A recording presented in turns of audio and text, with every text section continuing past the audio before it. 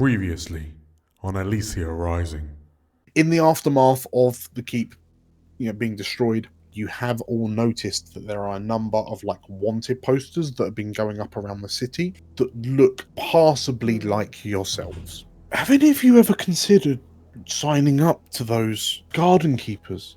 People are saying that they're the ones that save the city, Anything that's close to any of the faiths is bad news in my book, I'm afraid. I'm looking for a particular woman. I know her by the pseudonym of Blackthorn. She's an equal to me, shall we say. Yes, I'll have a look for you, Algernon. As I'm whipping around, I'm going to hold out my rapier and say, "Why are you following me?" The figure that's been stalking you stops, and they hand you a scroll. They take a step back. They vanish into thin air. Excellent. Right. And I open up the scroll to see what it says.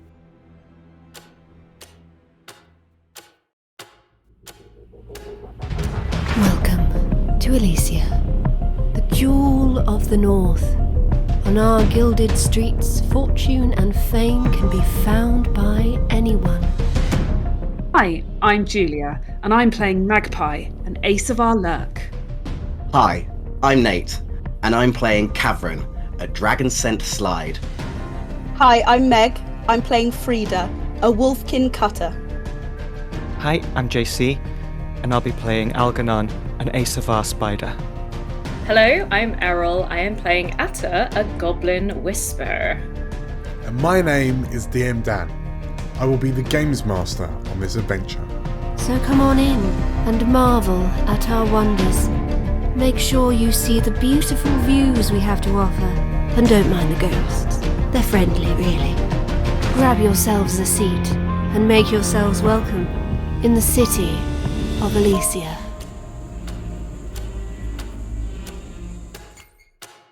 Welcome back to the second half of this Explorers of Elsewhere's Elysia Rising campaign. Hello, hi. Hello. It's it was definitely a 10-minute break. No longer, no less. Looks can be deceiving. How are you? You all good? Did you have a good break?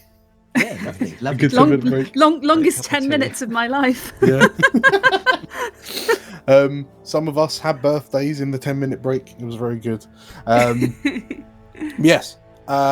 We have returned, and we find we return to Magpie in a kind of dusty, dilapidated corridor in a kind of wrecked out building in the Ivory.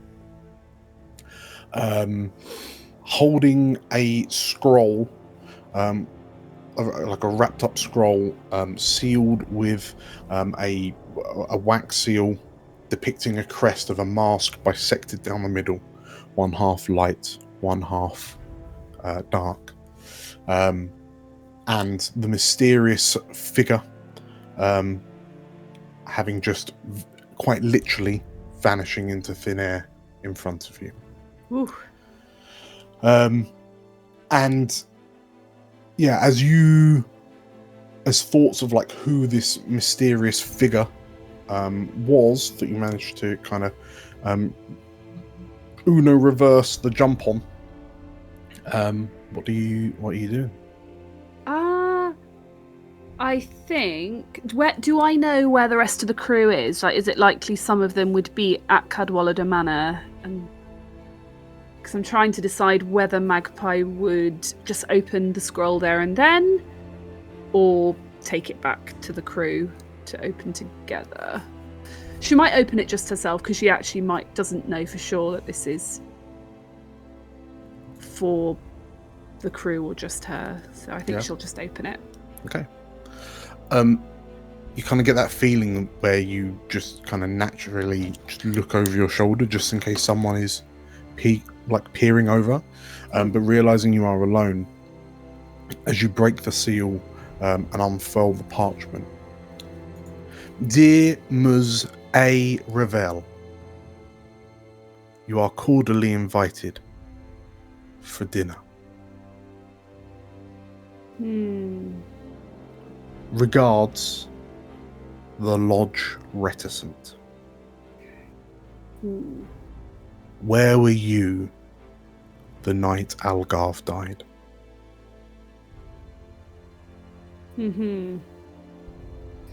Any clues as to where dinner is and when?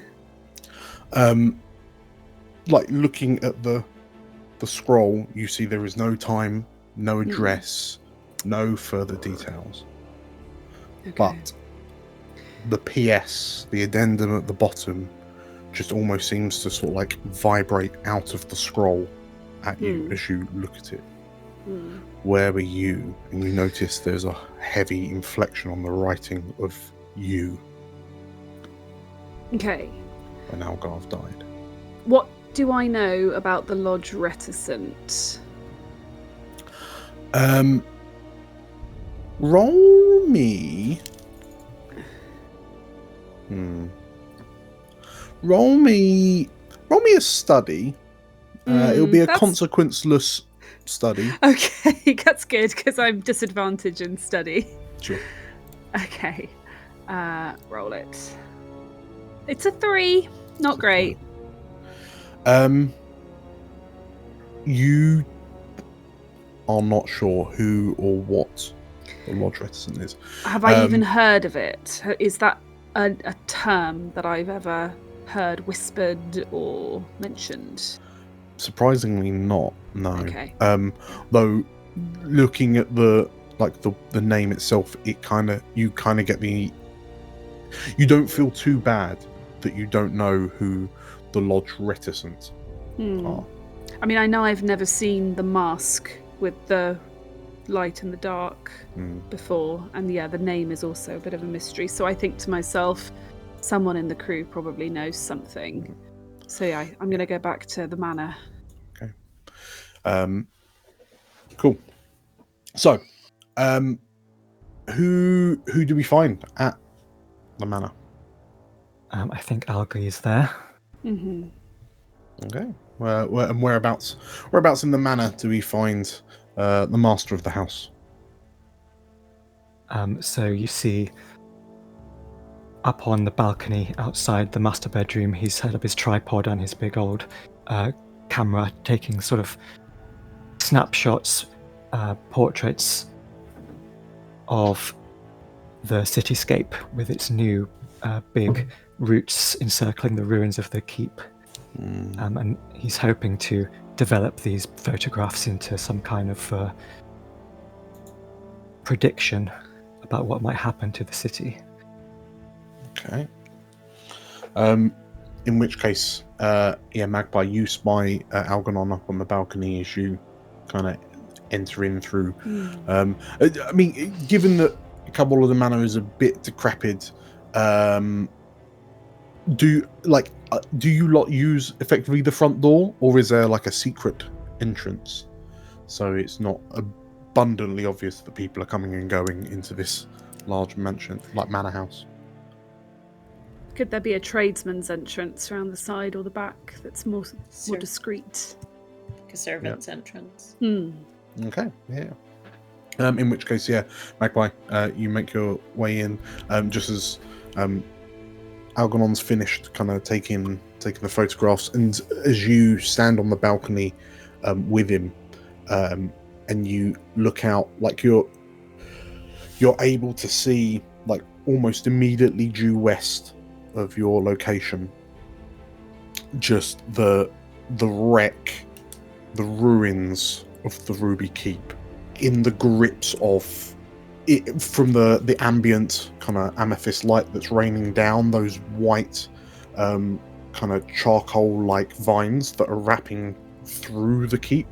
The only thing kind of keeping it standing, you wonder, they are tinted purple in reflection, but it just stands as like quite a foreboding, ominous sight to see on the city skyline. It was quite a night, wasn't it? Yes, events in the city are beginning to heat up, Algae says as he sort of removes the lens cap from his camera to take an exposure, puts it back, and withdraws this pane of glass and puts it back down in his bag with the other ones ready to develop. Do you know this symbol? And I've got the scroll folded back up and I pass it to them. I take a look at it. Do I know anything about it? Please roll me a study. A consequenceless study. My favourite kind. The most relaxing kind. 6. Hey! Of course, Algie knows.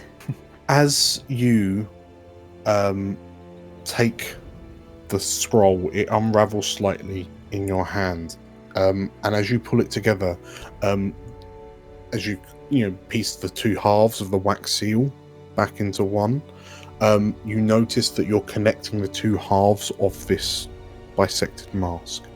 To look at it, it almost looks like a masquerade or a theatre mask, but quite eloquent, kind of curving, like pointed eyes, but like a relatively featureless mouth. And the wax seal is done in such a way that the darkened half is raised and surrounded by the lighter half is indented. And you immediately recognize it as the symbol of the Lodge Reticent, which is the Lodge Reticent is a story, is a term that you've heard bandied about as you've been kind of spying on people and following them and kind of eavesdropping in on their activities during your downtimes. But this is either someone's hoax or ruse, or this is the first kind of evidence that you've had, physical evidence, that this cabal of supposed kind of higher-ups, nobles, the wealthy, who've kind of banded together in this kind of private, invite-only group. You've wondered if there was some secret occult kind of nobility circle within the city, the sort that could make things happen and then have the evidence kind of tampered or the evidence disappeared through wealth, power, or seemingly magic. But yeah, you know exactly what it is that you're looking at. The Lodge Reticent Magpie. Have you heard of them? No, who are they? Well, I have heard merely a whisper, of course. After the crisis that happened with House Antalya, several of the noble houses found a slightly more secretive way to go about their business. I've yet to discover much evidence about them, but I have seen this symbol. Well, it seems I'm invited to dinner with them. Well, it would be rude not to at least RSVP. Well, if you can figure out how, I'm all ears. Does Algernon, are you kind of unfurling the scroll to see its contents / Magpie? Are you allowing Algernon to unfurl it? I don't stop him if he does. Yeah, I sort of look for a little nod of consent before I do it. I kind of give it. So I unfurl it and have a read. Sure. So you see the letter, Dear Ms. A. Revel. And at this moment, did Algernon know that before? Ms. A. Revel. Yeah, Algernon's known from the moment he met Magpie who she was, Okay. but has been very polite in sort of maintaining the ruse. Okay. Ms. A. Revel, you are cordially invited to dinner. Regards, the Lodge Reticent. P.S. Where were you the night Algarve died?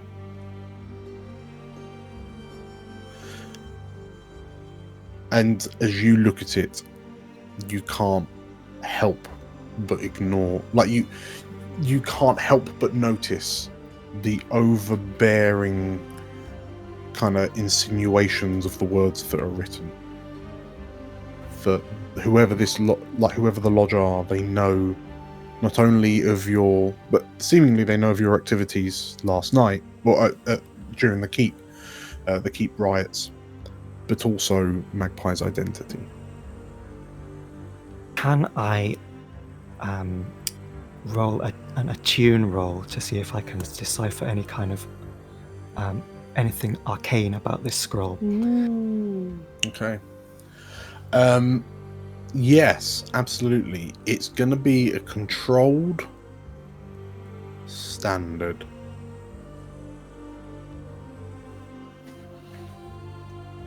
With potential consequences.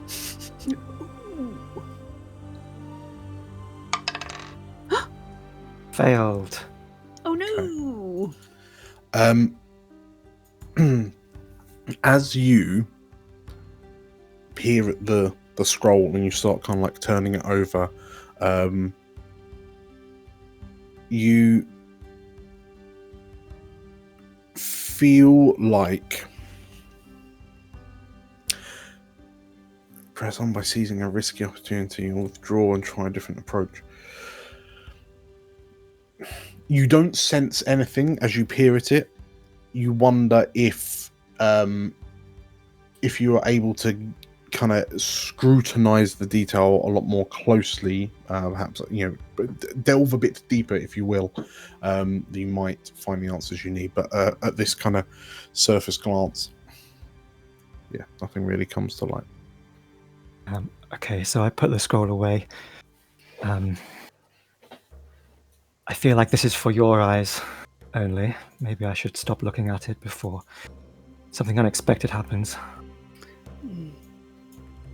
Maybe. Who gave it to you? Some shady figure who stalked me while I was training round the ivory just now. He seemed to have the ability to teleport.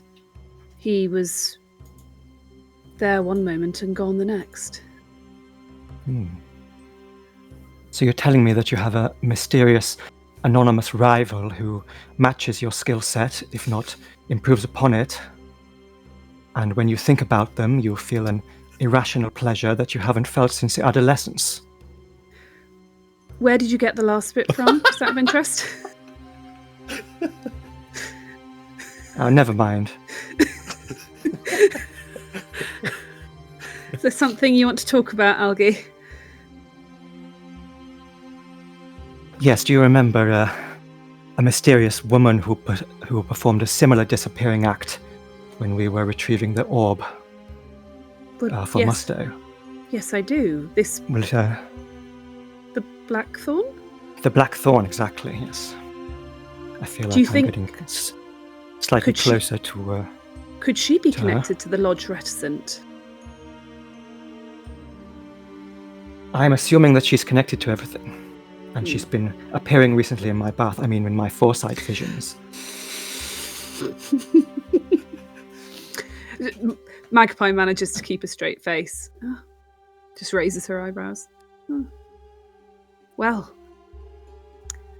it seems we both have mysterious figures to track down. Quite a thrill, no? Certainly. Interesting. Okay. At least one of us has a date. Well, the question is, do I go alone or do I bring company?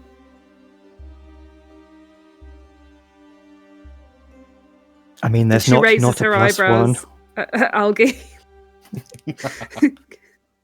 Who knows? Maybe we'll bump into the lady you're so interested in. Well, I'm sold. Okay. Well, if we can figure out where the Lodge Reticent thinks I was the night Algarve died, then maybe we'll be onto something. So, with that plan in mind. As you both kind of step back into Cadwallader Manor and closing the balcony doors behind you, we will kind of speed run the next few days over the space of this kind of week that you've been lying low. So I'm going to open up another round of downtime activities for you all. So let's start. We'll start with high stress again. Algernon. What do you do for your second round of downtime? While she's on my mind, I think I might finish that clock to find Blackthorn. Yeah. Okay. Wonderful. See if Bertrand has turned up any leads. Sure. In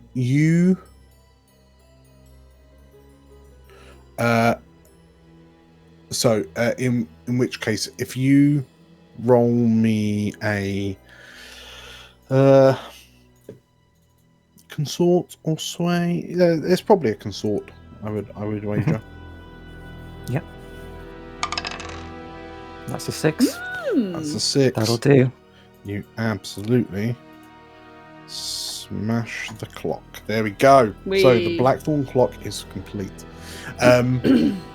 You head to like the designated time and meet spot with Bertrand, the same place that you met up with him a few days prior.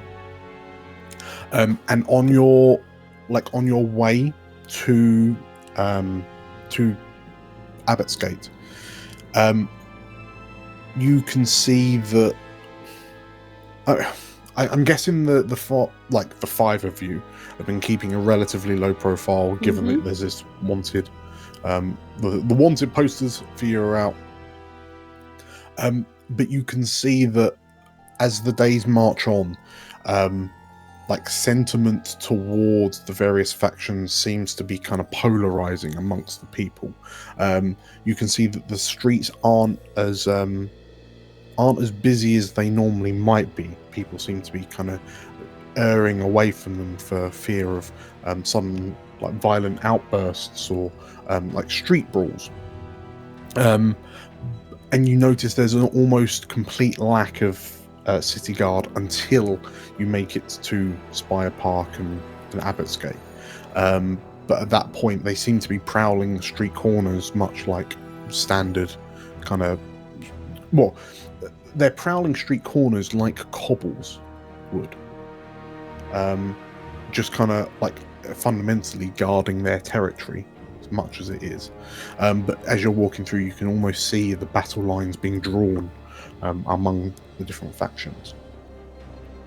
The only group of people that seems oblivious or impervious to these kind of boundary lines are the marching troops of Children of Ire, marching through the city, proclaiming the words of Ire to anyone who would or wouldn't listen, just kind of seemingly very aggressively expanding the faith outwards. They're almost like they're deliberately making their presence more well known. Bertrand gives you a nod as you approach. And he seems a lot more shifty this time. I'm sorry, Algie, I really can't stay, but I have got you I've got you the information you needed. Blackthorn, yes? Delightful, Bertrand. Mind if I have a quick look? He nods, but here's the thing. It's not anything physical that I can give you. I may have listened into a few conversations I shouldn't have been privy to, but I'm pretty sure it's who you're after. A woman, long black hair, moves in discreet circles, and I heard her referred to as the Blackthorn. Well, I picked it up from a discussion amongst some of the other EIC. There are slightly conflicting reports. One of them says that she's some sort of kind of narcotics dealer. She is banding around this sort of arcane formula and selling it on the streets. And, I mean, that's never good news. But there are other reports that she had the ear of Algarve. And perhaps now that he's not got any ears left, and he grimaces as he realizes what he's just said, she's potentially a free agent, but with all of the security of the station she had. And there's one other thing.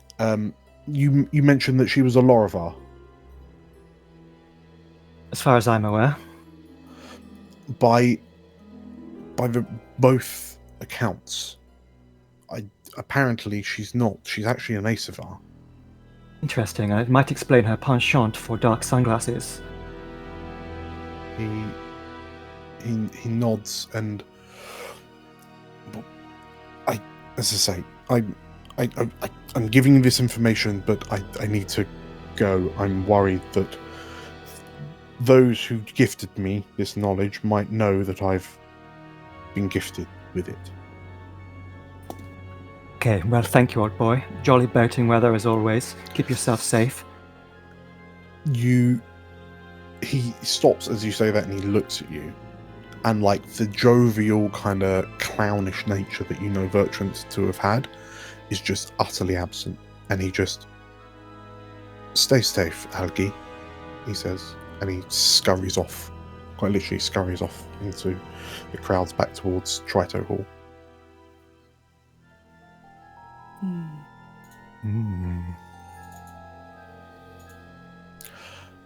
Cool. And armed with that knowledge, what is your second downtime? I think I might do some training. Not reducing some stress? No, 4's fine. Okay, fair enough. Okay, marvelous. What training is it you're doing? I think I'm going to train on resolve by trying to attune some more to the foresight and try and develop those photographs I was taking. Sure. And sort of get a better insight into exactly how it works. Marvelous. In which case, as you kind of shut yourself off and work on that, like close yourself off in the red room, you gain 1 XP in resolve, which completes your track. Levels me up. Okay, wonderful. And what is your new pip going in? I'm sticking it in a tune. Marvelous. Okay. Very, very Yeah. nice. So you now have 2 in a tune. Algie runs well on a little bit of stress and is sort of leaning more into dependence on foresight and arcane stuff. Amazing. Okay. In a way which might tip him over. Okay. Marvelous. Right. So next up, Cameron. Where do we find you in the second half of the week? I think after going to the Elysia and almost getting healed, but not completely getting healed, because I've still got 1 more chunk left. Catherine's going to go to Jocasta and see if she can work something a little bit rougher to heal him up a bit. Sure. Okay, very good. So in which case, you head down into the pit. You're like, does it feel weird to go without Frida? It feels slightly weird, but also like he's cautious about the fact that he hasn't seen Frida for a while. Perhaps it's you're partly looking for her. And maybe kind of hoping that he's gonna see her down there as well. Sure. In which case, yeah, you head down over into Rookridge. You head down into sort of like the upper sewers, where you find that kind of large. Effectively, it must have been what was once like a storm drain hall kind of thing, a big space with big rising columns, and the sounds of concussive thuds just echoing off the walls as the people there, the attendees, are just beating 7 shades of crap out of one another. And then stood in the middle of it, leaning against one of the columns, is Jocasta, and the dark-skinned Wolfkin is talking to the Wolfkin with whom you had relations. Relations. And as the two of them look over to you and see you coming,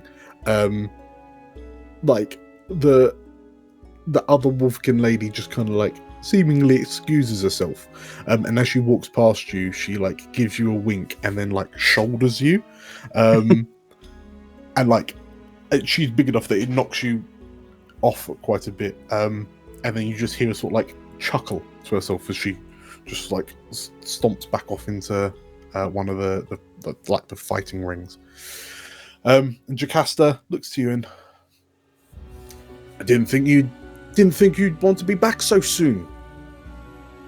Well, you did such a good job last time. I was hoping you could work your magic again. And sort of points to the rather raggedy rags around his waist.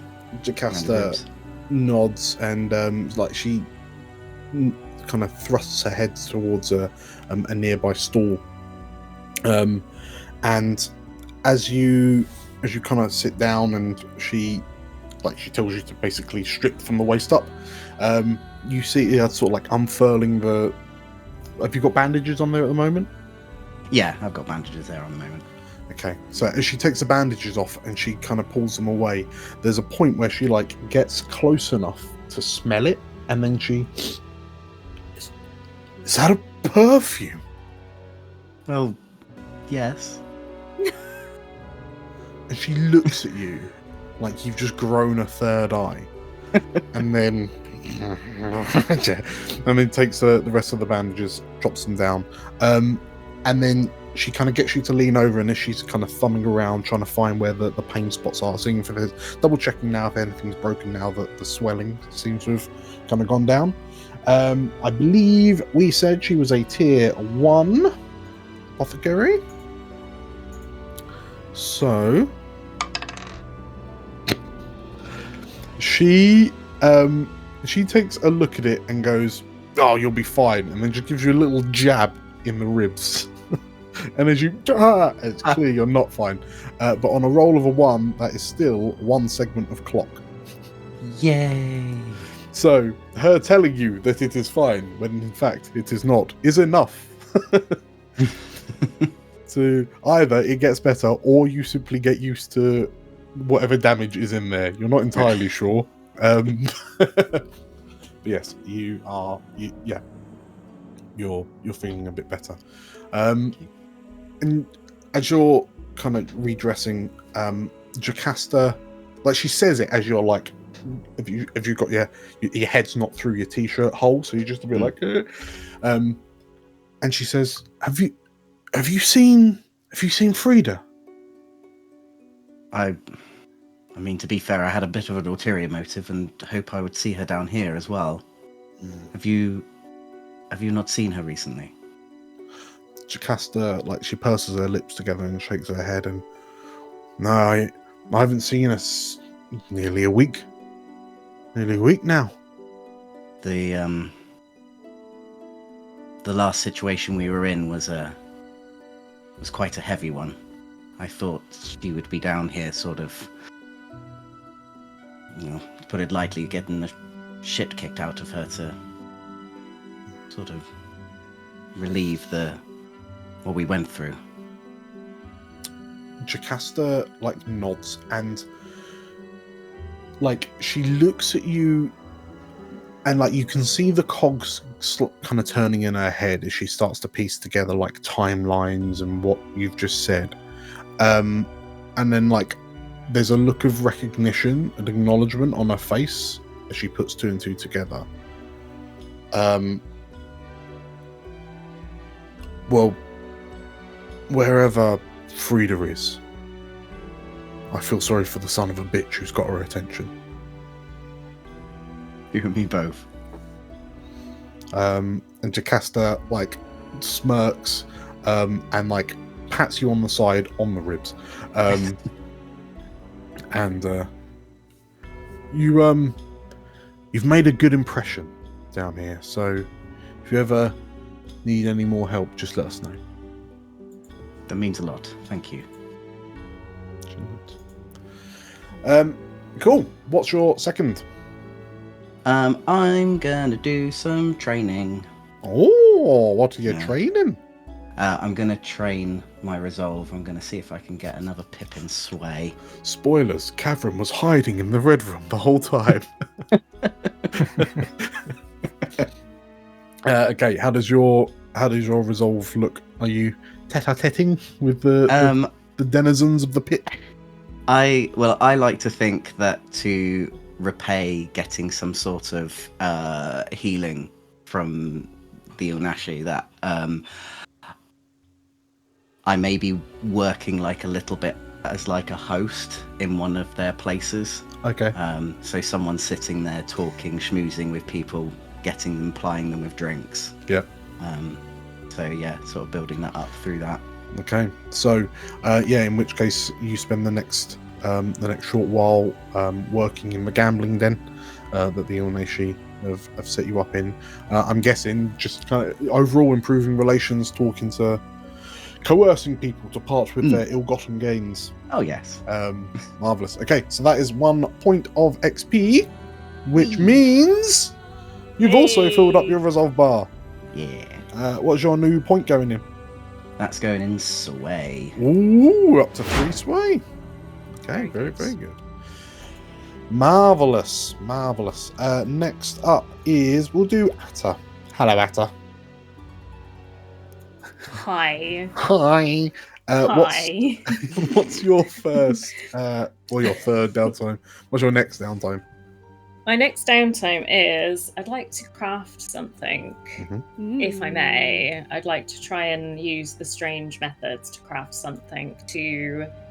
I haven't decided what is most useful, whether it's useful to make something out of the helmet. The Blackguard mask, or something to give Cavern a bit more of a protection. Ooh. Since his ribs has just got healed. Still tender. Tender and sore.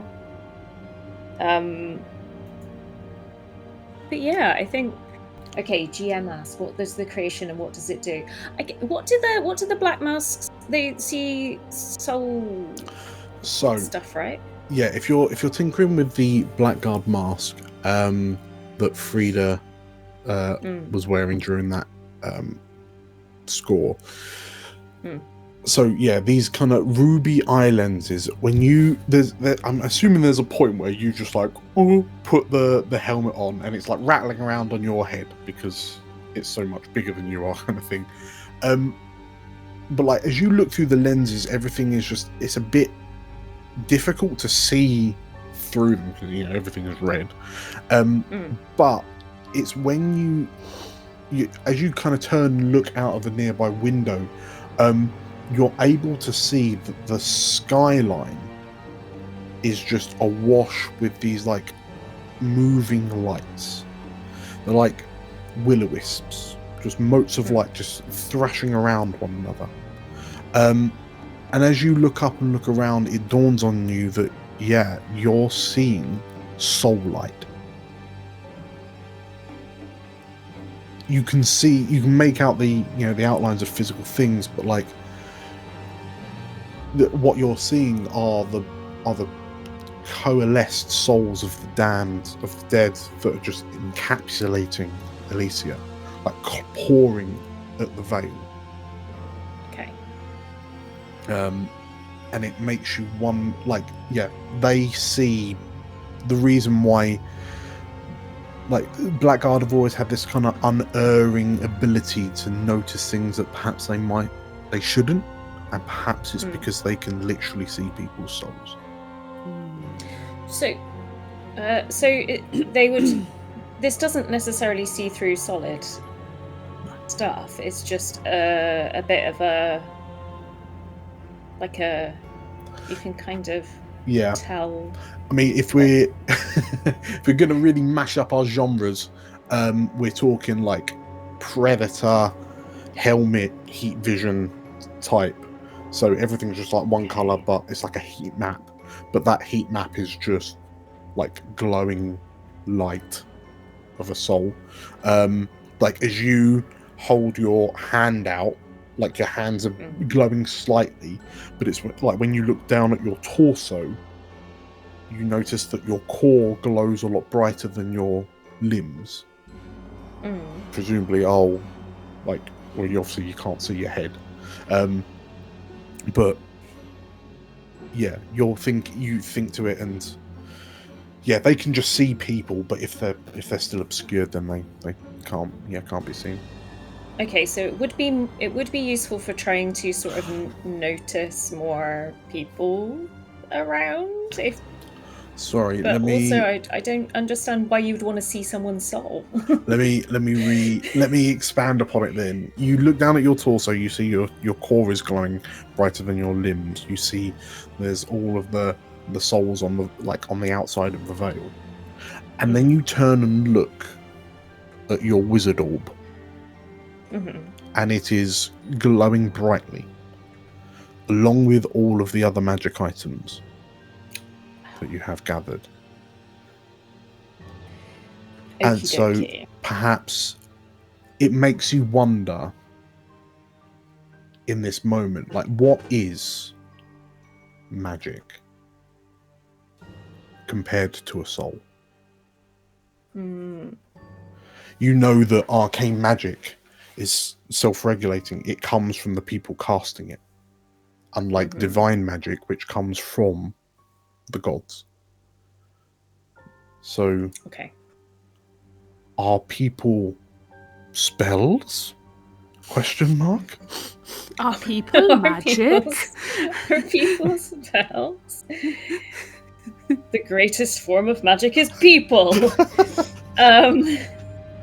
The magic of life. Ah! It's chronomancy. No. Sorry. Specific reference. Okay.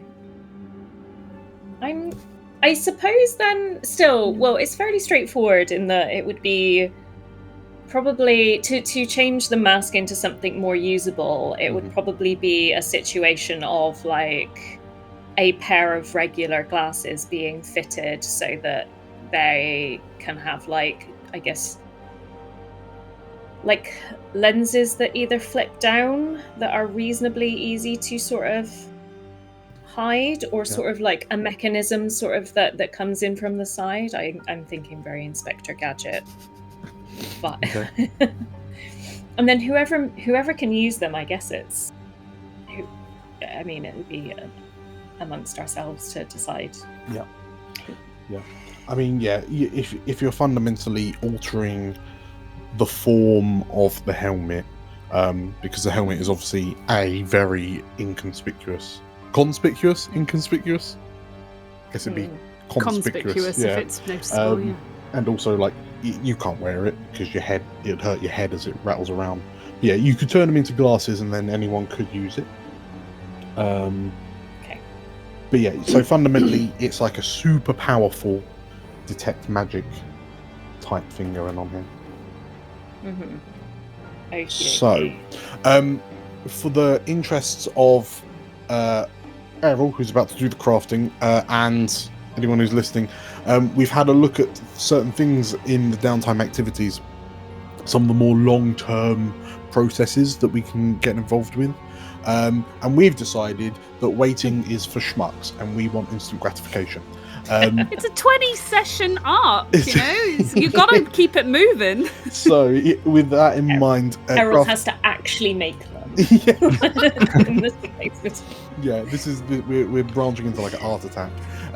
No, we've decided to have these kind of more long-term things decided by like single, usually dice rolls. So, I mean, you've kind of got all the resources you need because you've got the helmet. I'm still going to ask you the questions though. So, what type of creation is it, and what does it do? Are we imagining that we're transferring these kind of magic gems into lenses in a pair of glasses so they're more easily worn, more conspicuous? Less conspicuous. So they're a pair of glasses that are less conspicuous. I'd like them to be fairly elegant looking. Okay. Because Algernon and Cavern and Magpie are all incredibly elegant, and they may end up using them in a social setting. So I don't want them to look like great big clunky goggles. Yeah, okay. So I'm thinking about your delightful dinner, maybe Magpie. Okay. Okay. So I'd like them to look reasonably like fashionable. Yeah. Okay. If that's appropriate. Okay. Well, I think that. But yeah, I think the main thing is I don't want the lenses to be obviously. Yeah, I mean, fundamentally, you could just be like, "Oh, they're red sunglasses." Yeah, red tinted glasses with the hope that they'll help my lovely friends see anything special more readily, should they need to. Okay. So in that case, we kind of already know then what the minimum quality level of the item is. Like, you want them to be fancy. Fancy. So, what rare, strange, or reverse aspect of this formula of design has kept it in obscurity, out of common usage? I mean, well, it says player answers, but we know that not many people have tinted glasses made from the lenses of a blackguard mask, so that makes it quite bespoke. What drawbacks does this item have, if any? I mean, it's going to catch attention if anyone figures out what it is. Yeah. Or if anybody asks to borrow them and wear them if they're incredibly fashionable. There'd be some awkward questions. Yeah. Where did you get these? I mean, what the hell are they? I'm going to say, effectively, I'm going to use like rare, because the whole point of it is you're recrafting lenses from the scariest things in Elysia. So, cool. Okay. I will say, I assume it's a tinker that you're going to be rolling. I reckon. It's a tinker. And I'm also going to go ahead and say, so you've taken strange methods, which would be +1 level result to your roll, and because you're effectively like rolling against the clock. I'm just going to go ahead and say, instead, we'll just call that +1 dice. I'll add an strange method dice. gives you +1 dice. Yeah. So you can then we're going to chop up the crafting rules a bit. So strange methods are going to give you +1 dice because you have strange methods. Strange methods when creating things with arcane features. You can get additional dice. You can get 1 dice per coin spent. Ooh. And you also have the workshop. So that's an extra dice, actually. You have the hideout workshop. Actually, let's look at it like you're pushing yourself. So you're getting like upgrades. So the workshop gives you like an extra. The coins give you extra. Strange method gives you an extra. And then you can get extra dice or better effect. Mm-hmm. Okay. So I've got 3 dice to spend. Can I get, because I've got 2 in Tinker, it'd be nice to have 2 extra dice to roll, and then it'd be nice to spend 1 to get a potentially, if it's Is it limited or standard? It will start as standard, I would argue. Okay. I would love to push it to greater. Actually, let me think, because it came from a tier 6. Okay, I'm actually going to be a hard ass. The item you've got is a tier 6 item. It's the Helm of a Blackguard. So when you compare, you're starting at no effect. Mm-hmm. So you'll need to push to get to limited. You'll need to push again to get to standard. Okay. Tell me what I add on the UI, and I will, Sure. and whether I add any stress. Well, so you've got 2 dice base, and then you've got 2 extra dice, like 2 extra upgrades from the workshop and your ability. You can spend a coin to get additional upgrades. Absolutely. So how many coin you spending? I've only got 1. I'll spend 1. Okay, cool. So what effect would you like to have? Limited, standard, or greater?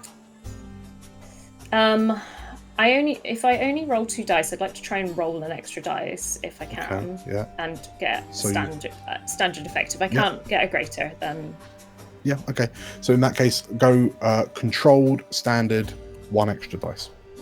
Controlled, standard, 1 extra dice, and that takes out all the 3 boofs. Correct. Thank you. Sorry, that was a lot of verbal mathematics. I needed to be talked to that as well. That was tricky to get your head around. We got there. Okay, let's roll them dice. Oh, look at that! Nice. 6.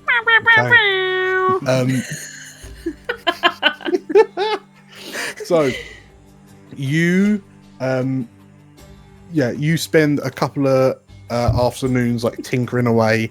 I'm imagining a montage of like Atta with her tongue like stuck out the corner of her mouth. I think big welder's mask and yes. Like the difficulty of soaring through this Blackguard's faceplate because that gold bit is surprisingly sturdy. I for sure, if Frida is around, I invite Frida to also help dismantle the mask. To get some enjoyment from that. That will be like a quantum Frida helps out, like a Schrodinger's Frida helps out, because having to intervene when she tries to smash it with a hammer. No. Okay, so you are now. You have. I'll add it to the items. A pair of arcane, like soul-seeing glasses. Amazing. What's your second downtime? Simple training. I can't. Yeah. I'll talk to you after, but I'm thinking about how to do some studying on various things. But maybe that'll be next downtime. But I'll do some prowess training for now. Okay. And what is it you're doing? If you're doing it at Cadwallader, you get 2 XP rather than 1. Oh gosh. Well, I was thinking about I have to say which one I'm putting it in, because if I'm leveling up Wreck, I don't want to be wrecking. Well, maybe there's bits of Cadwallader Manor that are worth. Maybe I can. The effort you had to put into getting that mask apart. I like to think there is a rec room in Cadwallader Manor that we're allowed to just utterly trash. Frida's already gone to town on it. My childhood bedroom. Oh yeah. Okay. I think what I'm trying to do to level up Rec is I'm trying to. I think previously Atta's like Rec stuff has been very Home Alone style. Yeah. Rigged stuff. I think she's trying to go more in the direction of like Jinx Arcane little like inconspicuous things, like happy little toys that maybe do an explode or something. Okay. I don't know. We smash cut to Algernon walking through the halls and like hearing explosions from overhead, like dust raining down from the ceiling. It's all going according to plan. Amazing. Sorry, it's one of the vases. Yeah, Atta coming down for a meal just face absolutely blackened with soot and smoke, and just like masked out where the goggles were. Okay, amazing. So you fill up your prowess bar. So you're putting a point into rec. Yep. That's 2, and then you have 1 XP again. Oh, wow. Marvelous. Okay, so that is Atta done and dusted. Magpie. So I think my first order of business is a bit more prowess training. I want to get my prowl up. So I think I've got 2 more pips to go in prowess training. So I'm just going to fill those in. Okay. And go back to 0 and pop 1 pip in prowl. So now I have 3 dice in prowl. Very good. What is your? Is it like the same sort of circuits that you were doing when you bumped into the Raven? I think. Sure. Yeah. I think it's a bit of kind of practicing avoiding others around the house. Things like that. No, ducking into dark corners. You've following asked everyone to like tuck a hanky in the back of their trousers. Exactly. And you're seeing if you can. Yeah. I'm just stalking everyone around the house. My previous training was a bit general prowess, but this is very much the getting better at the sneaky sneak. Okay. I think I've got it on my mind that I really, I'm feeling a lot more resolved to do something about the whole Samuel situation, just because I haven't checked in with him in a while. Now he's been taken prisoner and it's all getting a bit dire. And I kind of just want to, a bit selfishly, I just want to see him. I just want to hear some reassuring words. He was always really good at making me feel like things would be okay. And we just haven't talked that much since the veil and everything. So there's a selfish part of me that wants to find him for me, not just to help him out. Yeah. So, So that, I think my second activity is, I'm not quite sure what this comes under, possibly a long-term project, but I want to start planning a jailbreak for Samuel and whoever else we can get out. Okay. We'll tell you what, because we're in the same way as crafting, we're going to kind of jettison long-term goals, long-term projects in that sense. It sounds like, if you, like, effectively, you kind of you're almost doing a gather information. Yeah, I need to know where he is and more about the location, exactly. So you tell me what ability you're using to gather said information. That's a really good, that's a real good question. It kind of sounds like a survey, perhaps. Yeah. Yeah. Okay. I've only got one in that. But... Sure. So, presumably donning the dirty rags that you were given last time you were in Rookridge. If you want to make your way to Saints Hollow, to like the ghetto around Bell Tower Prison, roll me a survey. Oh my. Is this a risky standard? I'm going to say yes, only in so much as it would be a controlled standard because you're doing it in your own time, but the area in and around Bell Tower, like Saints Hollow, has just become a lot more dangerous because of public sentiment and the increased watch. So risky standard. So I don't think I've used my infallible special armor. Okay. Would it count? What sort of mission or day would it count? If you want to use it, you can. Is it okay if I use that up? Yeah. Okay, so so I get to add +1 effect level. So effectively, that would become greater effect. Is that risky greater? And I would like to push myself. So 2 stress, is that? Yes. So I'll take 2 stress. I'll push myself so I get 2 dice, and it will be for greater effect. Perfect. Okay. Okay.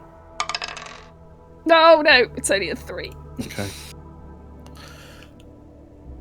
So, you make your way to Bell Tower. As you are kind of going through Saints Hollow, trying to find vantage points with which to get your kind of more aerial views into the compound, see what is and what isn't happening.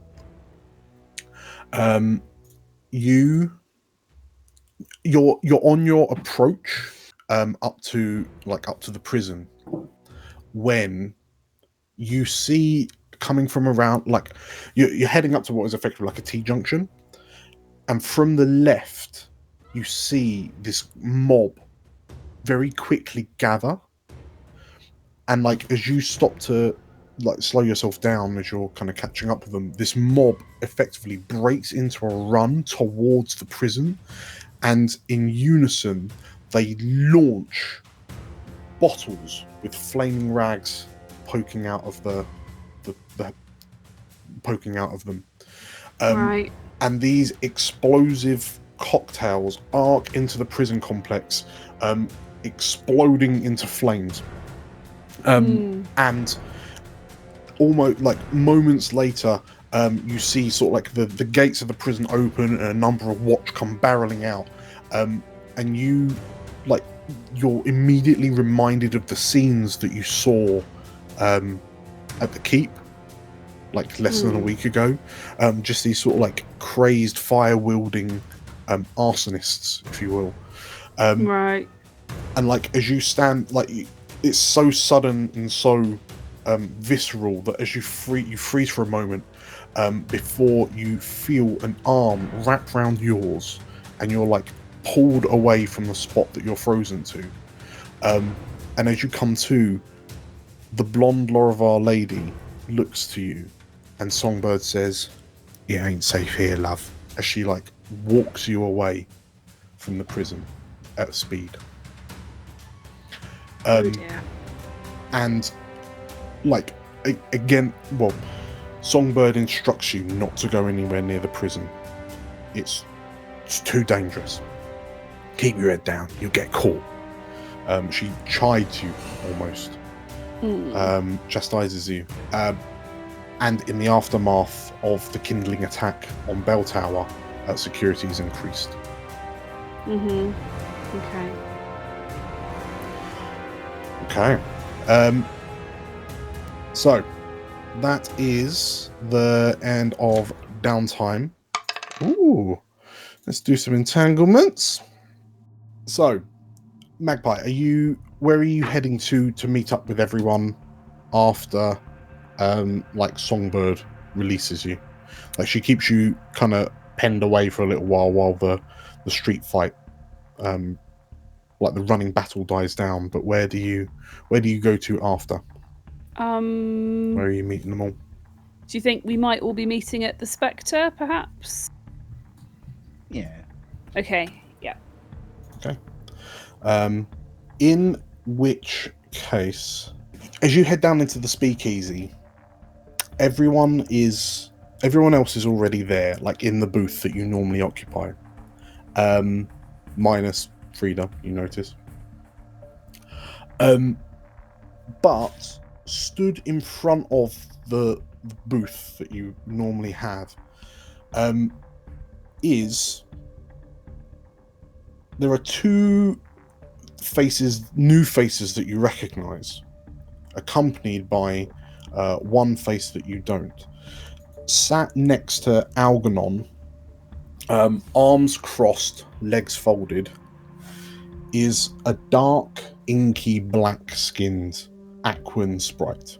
And as you enter in, Magpie, Roth, your newest recruit, looks up to you with like raised eyebrows and here we go again face. Because stood at the end of the table, at the end of the booth table, being held by the wrist, is a young Majani lady who's dressed quite kind of garishly and ostentatiously. And she currently looks a bit panicked. And as you peer at Fiends, your second new recruit to the gang, you wonder what on earth she's done to have earned the ire of the Majani man from the Ilnashi family that's currently holding her wrist in a death grip. Hmm. And he looks livid.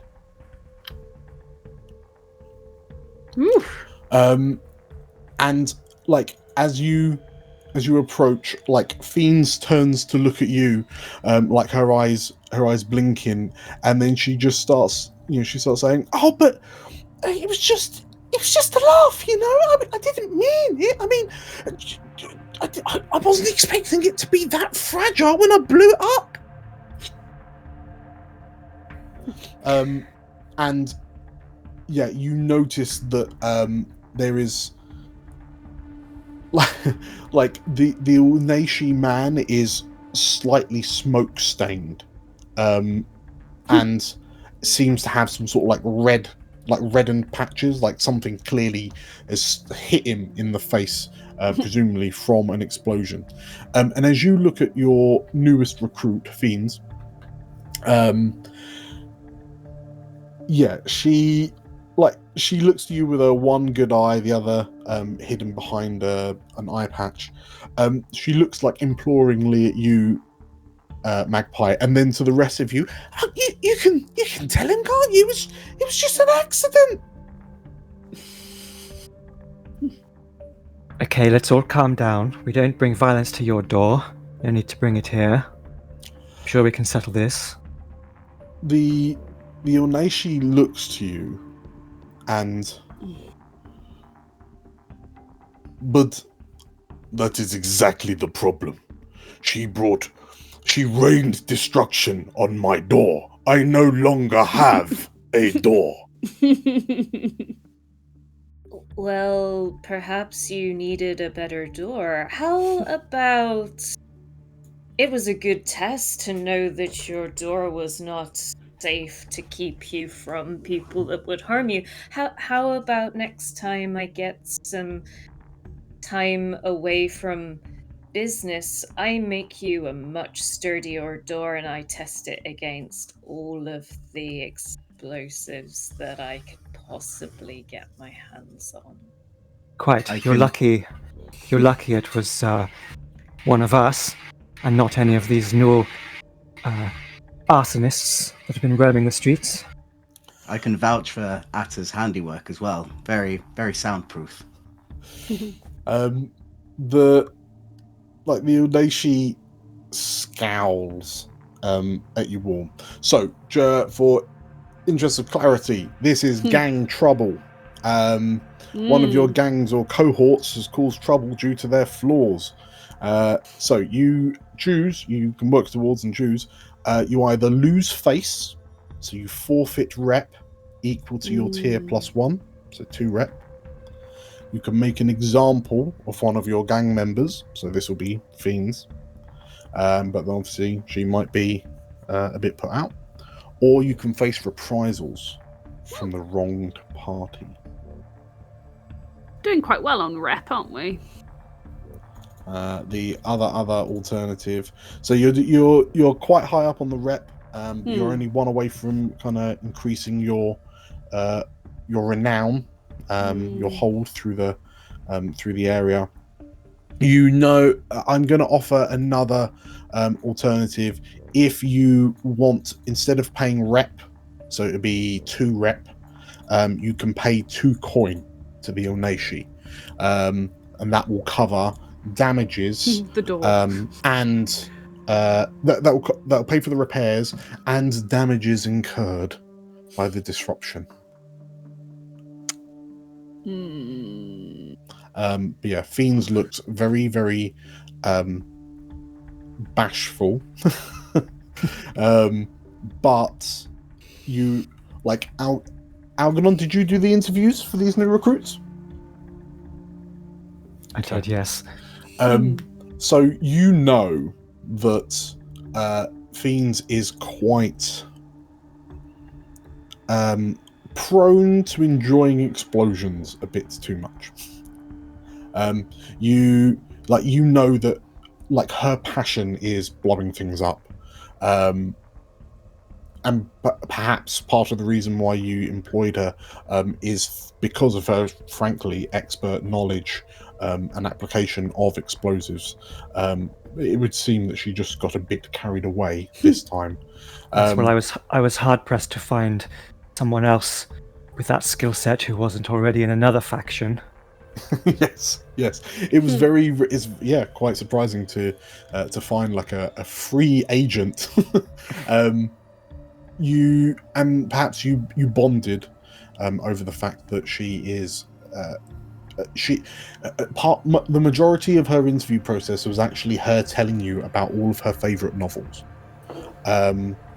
but you noticed that a lot of the stuff she was saying, which was quite clearly embedded in truth, there were these like delicious false narratives just naturally woven through, just like she's concocted this fabricated life that she leads that's clearly false but is ingrained in enough truth that it passes by. And someone as skilled at deception as you picked up on it, but you noticed, oh, she's good at this.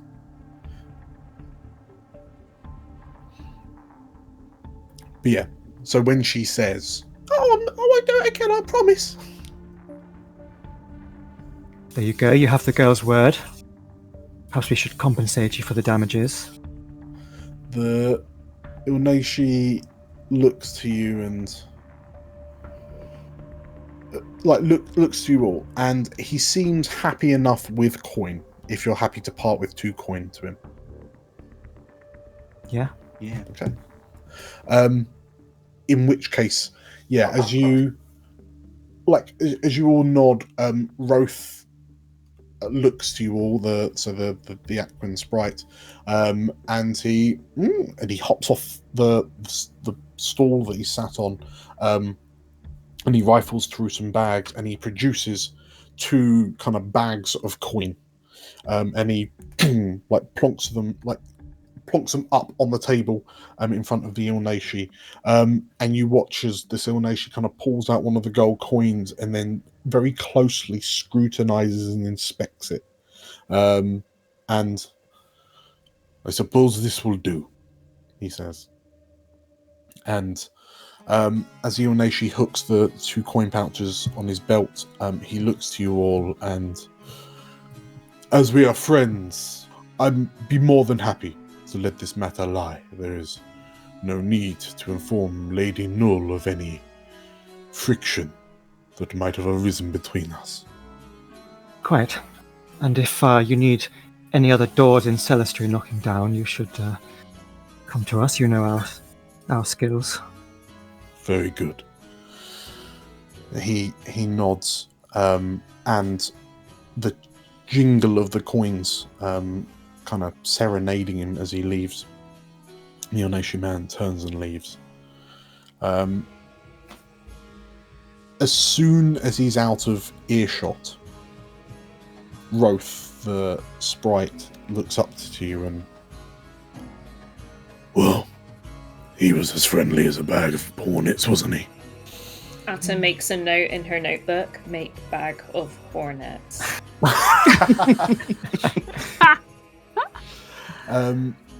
Roth kind of looks to you all, and now, I don't mean to overstep my mark, but if you keep on going like that, you're not going to have very much gold left to hand out to anyone with a gribble. As long as we can cover our costs and you're happy with yours. You can always make more gold, not make more people. Kind of.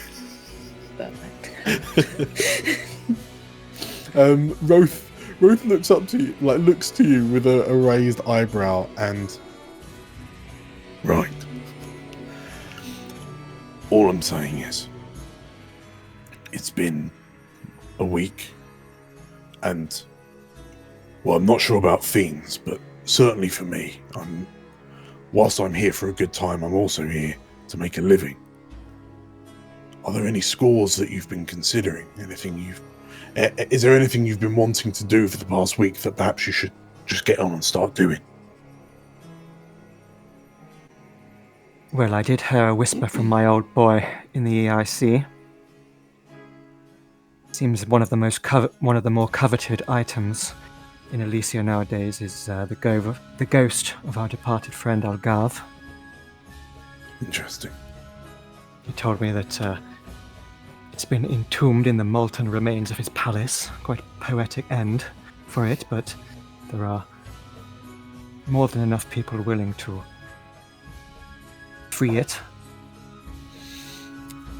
Roth nods. Well, funnily enough, I was just going over to Spire Park for a little swim in the canals. If you want, I Fishing can. trip.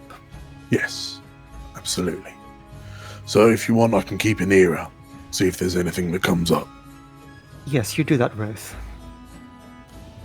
The sprite nods, and like all this time he's just been wearing this sort of like body, like skin tight, eel skin diving suit, that leaves very little to the imagination of what's going on beneath it. But he nods to you and just like throws a coat on over the diving suit, and yeah, he makes his way out.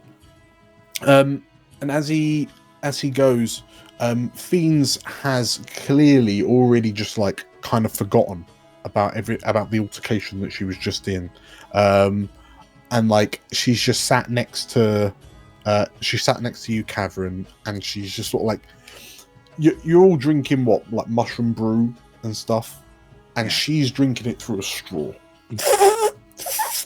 And she looks like pleased as punch. And she looks up to you and, I forgot to ask. What happened when you spoke to that lady that you rescued from the keep before it all burnt down? Catherine sort of looks at everyone and says, like, has anyone actually spoken to her yet? Well, yeah, where is she? Through gratuitous use of flashback, did anyone speak to her? Yeah, we definitely spoke to her. Okay. Yeah. Okay. We're competent. So, I'd love to see her soul through the soul glasses, though, eh? I like to think that we were all so stressed out that we just completely forgot. No. so perhaps it was earlier today. Yeah. Okay. Who was in attendance? Who went to Saints Hollow? So in the immediate aftermath of the keep score, your minds flash back to Songbird. The look on Songbird's face when she realised that this high-profile target was in fact the Lady in Purple. And you all remember the look of sort of like recognition and shock and confusion on Songbird's face.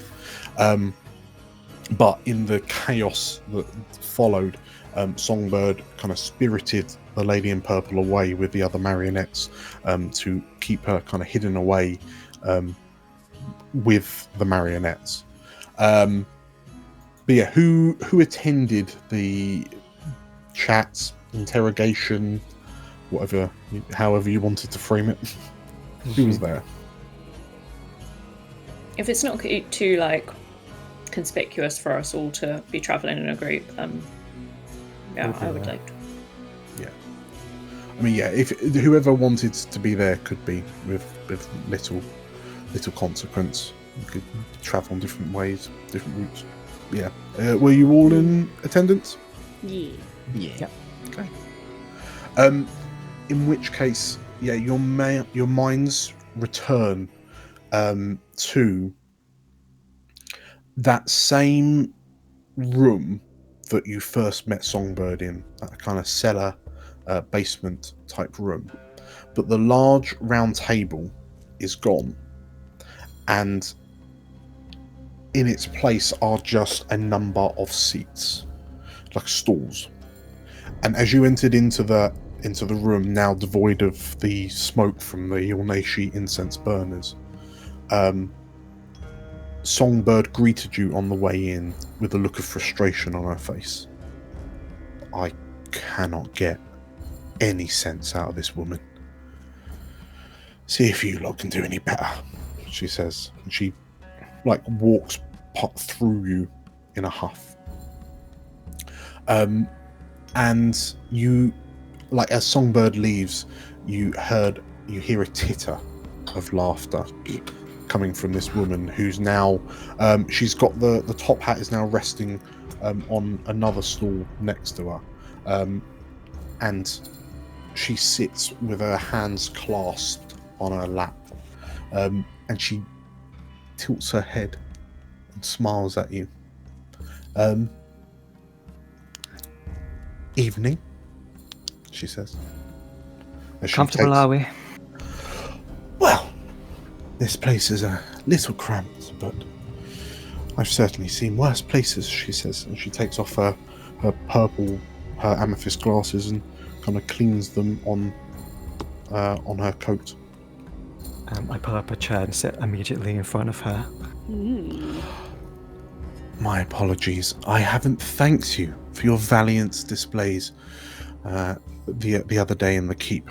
A terrible, terrible matter of state of affairs, wouldn't you agree? I would have certainly perished if it were not for you. You're welcome. I'm humble enough to say that. She smiles. Do you think I'm going to be here long? We've been calling you the Purple Lady, but I don't feel it's quite appropriate to compare you to a butterfly. So I was wondering if you would suggest another name for yourself. It doesn't have to be legitimate. I'm sure we can come up with a more unsavory one. She, still smiling, somewhat unnervingly, she straightens her legs and stretches a little bit, and then starts tapping her bottom lip with a curled finger. Why don't... My apologies, it's just... I've got so many names, sometimes it's difficult to choose one that I like the sound of in any given moment. How about... Yes, let's go with tarot. Like the root or like the tarot cards? Like tarot. And the finger that she's been tapping her bottom lip with, her fingers extend, and she, with a flick of the wrist, in sparkling kind of purple lights over her head, her name is spelt out. Good lord. TARRO. Blimey. And she smiles to you, and there's suddenly there's a flicker of mischief in her eyes as she looks at you after this very public display of magic. So you are fond of magic tricks? I'm fond of anything that I find exciting. Well, what's this behind your ear? Oh, it's one of these coins that you were so graciously distributing to orphans on Memorial Day. Perhaps you could enlighten us about the nature of this currency. She looks to it and it's not worth very much at all. Where that comes from, they tend to deal in platinum and other rarer minerals. The gold is actually in quite an abundant supply. It's a place much like this. One of choices amidst the turmoil. Any chances you can be a little bit straightforward? We've had a pretty rough time of it, and we feel like you being a little less cryptic would be very handy towards us. Might also mean you get out of here a bit sooner. Although I do enjoy a cryptic clue, as we've established. Tarot, in the matter of sort of like moments, she pouts at you, Cavern and Magpie, but then she smiles at Algernon. And then she turns back to you, Cavern. But if I were to just give you all of the answers, there would be no joy in watching you try to find them. So you do have all the answers. Well, How did you get so well informed? well, I wouldn't say I have all of the answers, dear. No. I'm good. But I'm not that good. No, I have tidbits of information, things that have piqued my curiosity. And I find some of the most exciting things are to let people know these little morsels of information. And then just watching what happens, seeing what they do with those bits of information. Little morsels like this one. And I pull out a creased piece of paper that we took from the hand of Tavarian. It says the veil is failing. I was wondering if you would find that. But yes, small little bits of information, like the impending demise of your all-protecting veil. And let me tell you, watching everyone scrabble has been fascinating. Our veil, not yours too?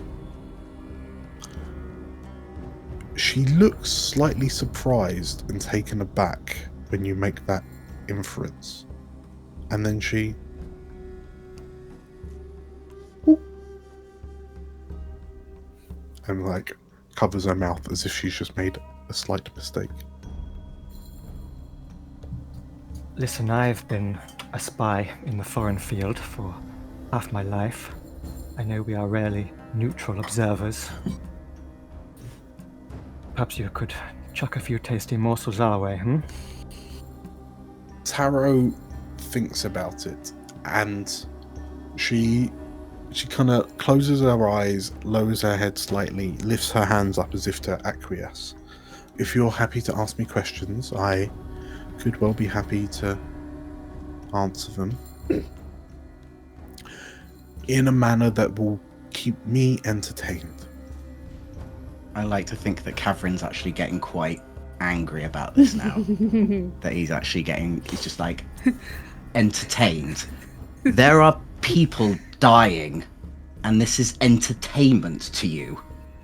Oh, but Caverin, dear, there are people dying everywhere. But if you have the information to stop this, then surely you are no better than a murderer yourself. She looks at you with this, like, air of infuriating sympathy. It would be uncouth of me to tip the hand so violently. No. It is much more permissible for me to provide interested parties with appropriate information, and then let whatever scenario play out in whatever manner it may do. And let me tell you, of all the people I've told in this city about the impending demise of the Vale, there have been a multitude of different reactions to it. Everyone moving about, trying to enact their own plans, whatever they think is best. And that there, I think, is the real importance of this choice. Is that... And who have you told?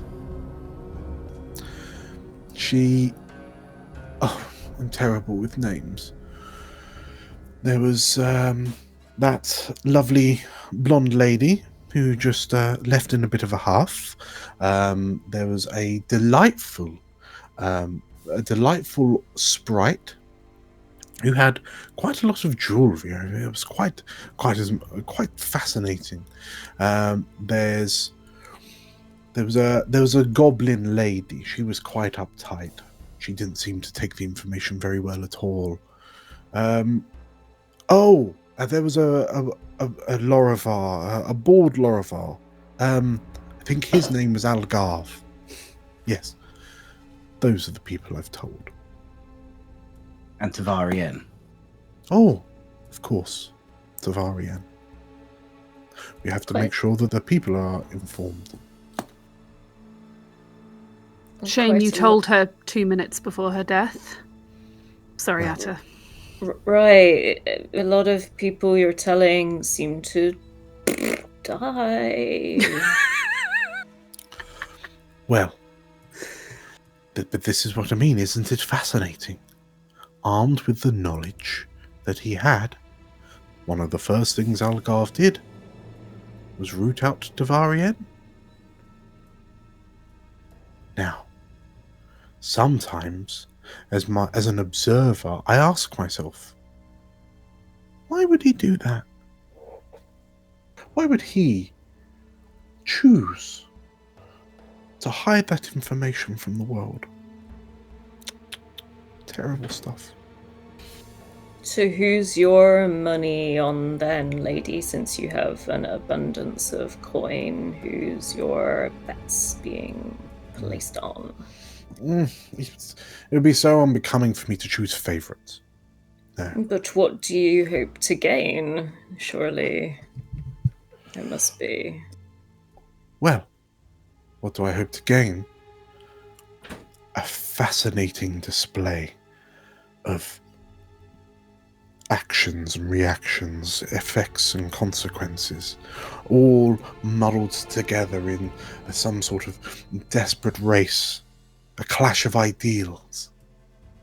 The greatest form of entertainment there is, she says, and like her eye glances back to Cavern for a moment. He's sort of snarling and he's not saying much. He's keeping himself together. If you're such a voyeur, you can get things like that in Celestry. With what I've seen, dear, the marvels of Celestry pale in comparison. Oh, if there are any final questions, I would welcome them. I'm feeling quite sleepy all of a sudden. Where are you from?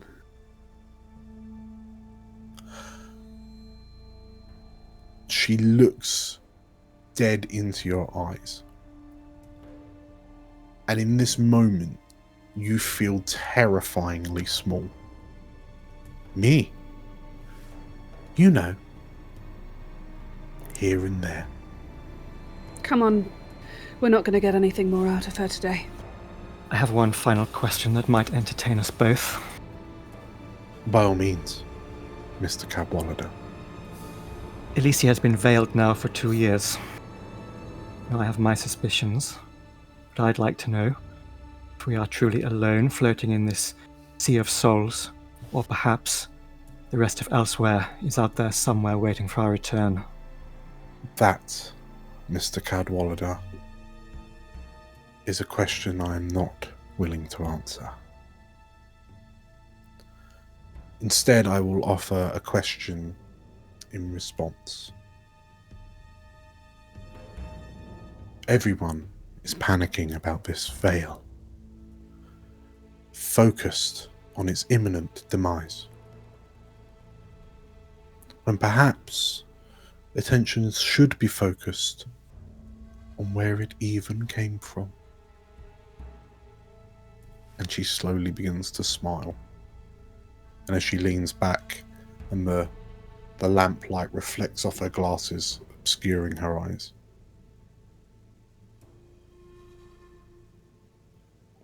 Not to spoil your special storytelling ending, Taro, but indulge another interested arcane person.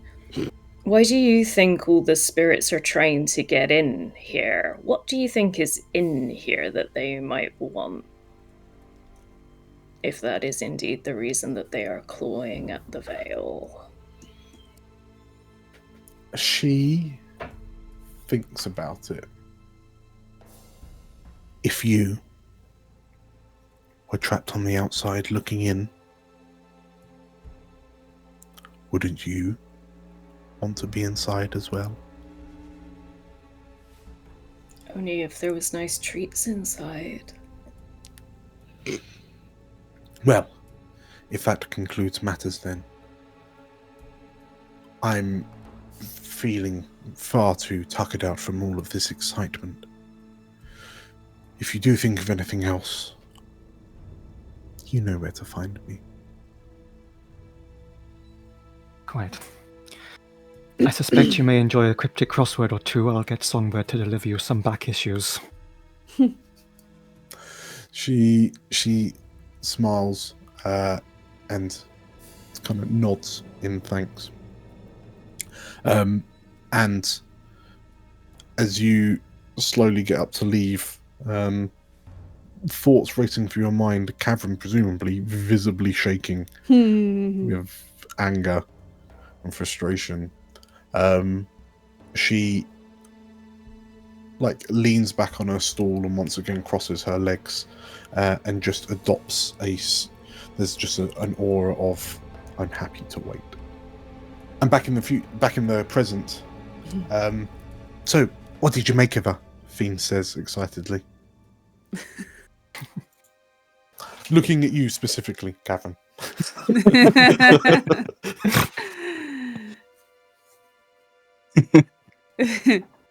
Cavern's going to smack his lips and just kind of go like, she's a bitch. She's a bitch.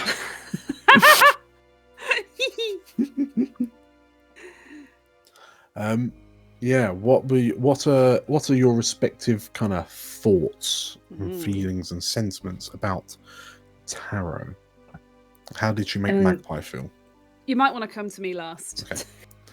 I mean, Atta, you know that there was certainly something about this woman that was just a bit not off per se, but different. What do you make? I mean, I'd love to ask Saphirian at some point about that name, but to the group, I guess Atta pipes up and says, well, at least we know a motivator for her. She likes a show. She'll go where there's action. That's something we could use. Greatest show on Elysia, right here. How's Algernon feeling about after that interview?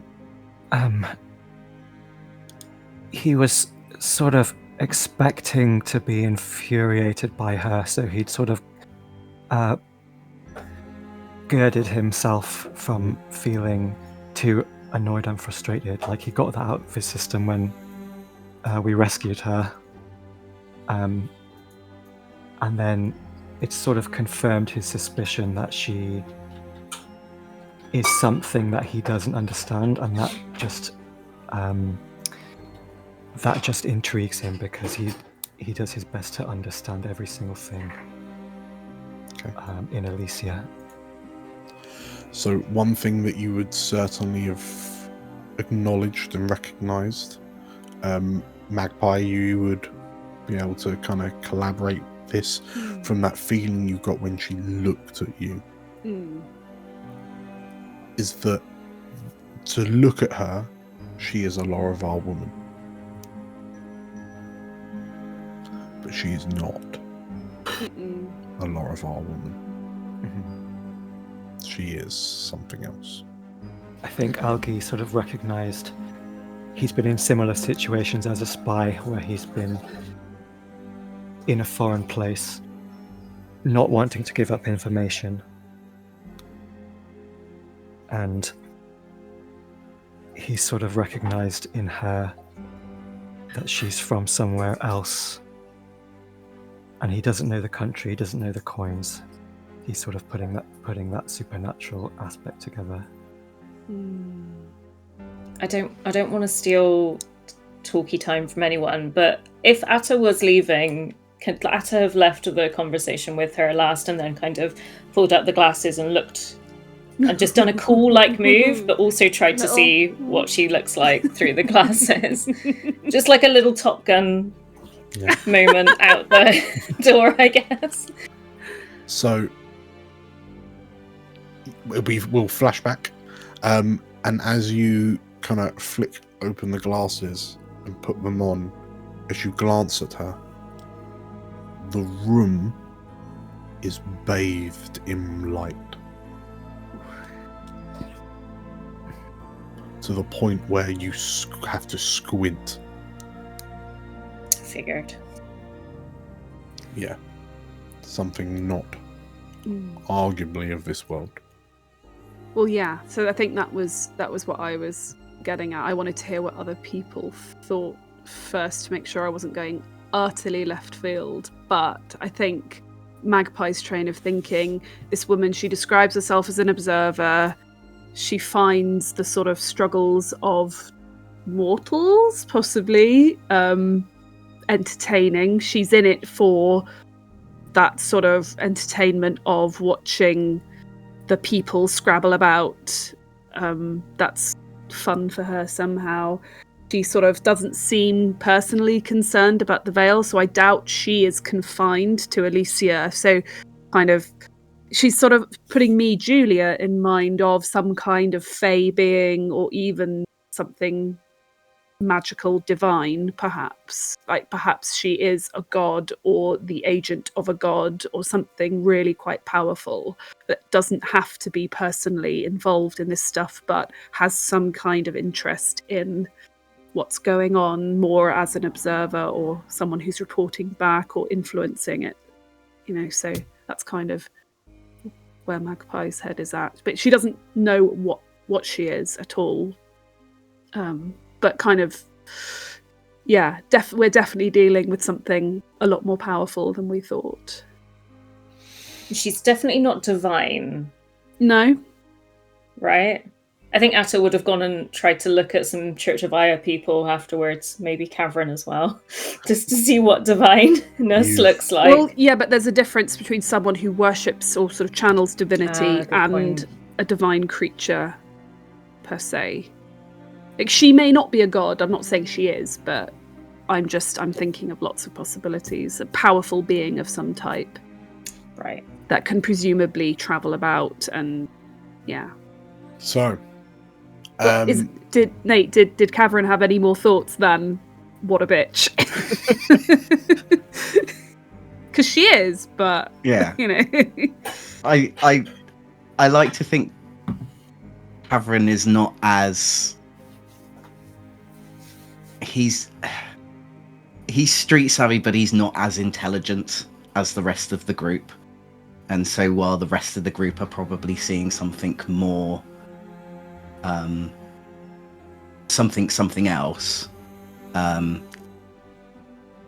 is seeing someone who is primarily taking joy in the fact that the whole city is falling apart, and he's very angry about that.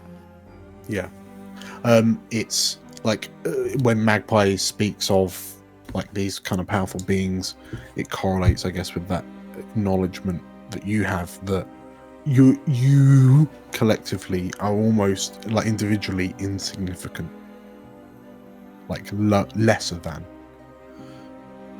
The fact that she regards your plight, your very mortal plights, as something of curiosity and entertainment. That she excites things by dropping in the information and then seeing how the rats run. Stirring things up, looking at the reactions. I think he's probably seen a lot of that while working with the Children of Aya, like very higher up. Yeah. Almost to the point of the priestess as well. Seeing people almost lower than them. Maybe it sort of triggers off something in his head about that. As you think to that sort of like that coercion, that manipulation, and like all of you cast a mind to, the conflict that is now currently engulfing Elysia as all the factions have risen up against one another, and now that Algarve is out of the picture, and you realise that each one of them in turn, you figured out that she confessed to telling Odelmers a stuffy goblin. You suspect that would be High Priestess Lukraji Esoth. She's told Songbird, she's told Elgarth, she has taken the city of Elysia and shaken it to see what would rise to the top. So, with that all in mind,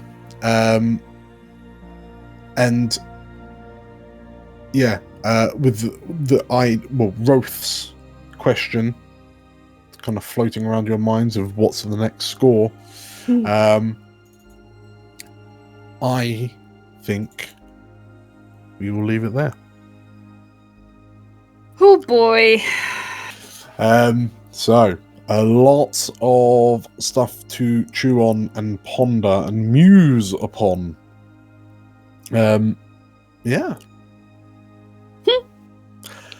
Congratulations, everyone. Ooh. Much to think about. Yeah. Is he gonna? What's he gonna do? What's he gonna do? Where's it gonna be?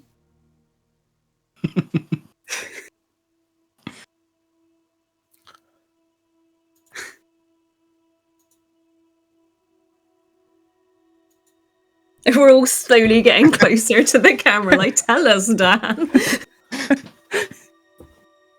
Elsewhere. Yeah. In Elysia, there is freneticism from the group of priests of Gagolden who are desperately trying to fend off the sudden influx of crowds that are coming to their small little shrine in Waterside. And the garden keepers look frantically to one another as people try to barge in, demanding answers to questions that the garden keepers didn't know were being asked. One of the priests and a keeper looks to the Lorivar stood next to him, and I don't, what's going on? I don't know. And the two priests watch as the crowd suddenly begins parting to reveal a number of clerics wearing white armor and light yellow shawls. And the children of Aya are led by a small goblin woman with distinctive white face paint, clutching a staff emitting light from its windows of the tower-like edifice on top of it. And High Priestess Lukraji looks at the garden keepers. "A moment of your time, if I may," she says, and without waiting for an answer, walks into the Shrine of Gagolden. "In the past 2 years, acts of a divine nature have not been recorded on that magnitude. Not by us, or the Yarlands, or yourselves. And miraculously, you seem to have saved the city of Elysia from an all-consuming flame. So I have one very simple question for you. How did you reach your god?"